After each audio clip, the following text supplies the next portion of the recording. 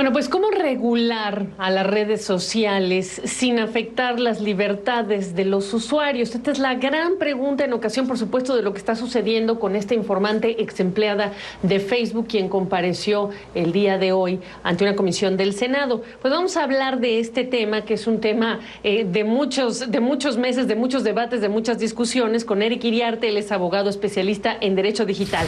¿Cómo estás? Esa es la pregunta y yo estoy segura que la has escuchado y has debatido en torno a ella muchas veces, Eric. Bien, Gaby, gracias por la entrevista. La sesión que se ha tenido el día de hoy es una más de una larga cadena en la cual se cuestiona cómo las grandes plataformas tecnológicas interactúan con los usuarios. Y lo primero que hay que entender es cómo proteger a dichos usuarios. Se puede tener al menos tres grandes opciones. Una es mantener la sección 230, que es una normativa pensada en las telecomunicaciones para que no tengan responsabilidad los intermediarios. La segunda es modernizarla, pero evitando que esto afecte libertades, sobre todo la libertad de expresión, pero dándole obligaciones, sobre todo en el plano civil y de responsabilidades a las plataformas. Y la tercera es seguir presionando sobre mecanismos de creación de una autoridad encargada solamente sobre los temas digitales, quitárselo a los temas de telecomunicaciones, dado que son temas de contenidos. Esos serían principales problemas que hay frente a las declaraciones del día de hoy. ¿Qué dirías de esas tres opciones? ¿Cuál es quizá la más viable políticamente, pero también la más razonable, Eric? El concepto básico es don't broke and don't fix it, que ya pasó largamente sobre la regulación del 230, que se hizo casi a los inicios de las web, del Internet que conocemos actualmente, que es funcionalmente web.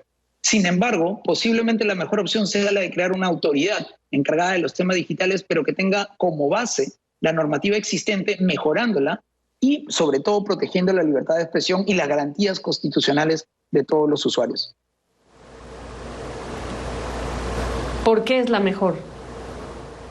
¿Por qué es la mejor? En la medida que han pasado casi 25 años desde que se creó esta normativa, pensada sobre todo en plataformas bastante más sencillas que las que vemos ahora, que pueden tener afectaciones globales, como la del día de ayer, por un tema técnico, que pueden a su vez asumir responsabilidades en temas políticos sensibles o en temas relacionados a fake news o cómo se han comportado frente a la pandemia, con la necesidad de que asuman responsabilidades. No puede decirse simplemente que el mercado lo va a solucionar automáticamente o que la autorregulación ha podido avanzar.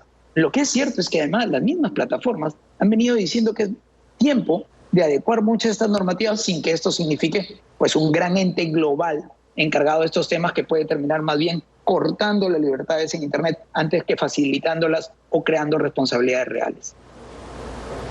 Exactamente. Y aquí de lo que se trataría es de hacer responsable estas compañías. Preguntarte, dentro de esa responsabilidad, las audiencias están o han estado enfocadas en cuidar a los niños y adolescentes. Ese ha sido la meta de estas audiencias, de esta comisión en particular del Congreso.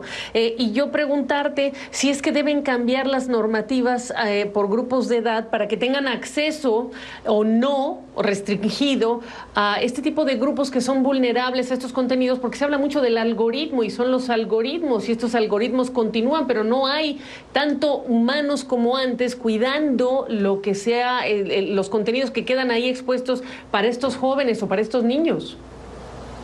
Una responsabilidad que tienen que tener las compañías y entenderlo correctamente es que los usuarios que tienen enfrente son de diferentes edades. Por más de que digan que automáticamente se les restringe o se elimina, tal como han ido indicando diversas plataformas, aquellos que tienen menores de ciertas edades, no en todos los países, ni siquiera en todos los estados. En Estados Unidos la edad es la misma para todos para determinar qué es mayor o menor de edad. Segundo, tienen que entenderse que los contenidos no solamente van a tener afectaciones ahora, sino posteriormente sobre aquellos que los han recepcionado en este instante. Ya no solamente en la creación y compartir, sino en la recepción de los mismos. No es posible tratar a todos por igual, pero tiene que entenderse que los instrumentos de libertades y derechos deben mantenerse vigentes.